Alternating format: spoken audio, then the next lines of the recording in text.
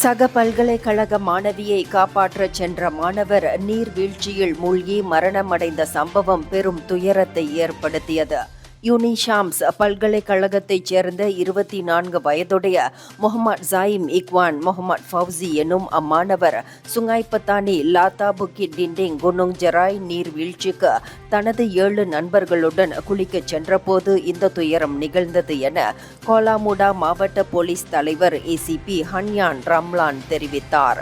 நேற்று காலை 11:47 மணியளவில் இந்த சம்பவம் நிகழ்ந்ததாக அழைப்பு வந்தது.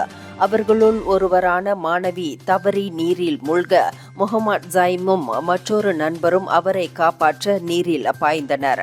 தனது தோழி உயிருடன் கரைக்கு கொண்டு வரப்பட்ட போதும் முகமது ஜாயிம் மூழ்கி காணாமல் போனார். மலேசிய மீட்பு குழுவினரின் தேடுதலுக்கு பின்னர் அவரது உடல் மதியம் 2:30 மணிக்கு கண்டெடுக்கப்பட்டதாக அவர் கூறினார். இந்தியர்களின் இதய குரல் மக்களோசை.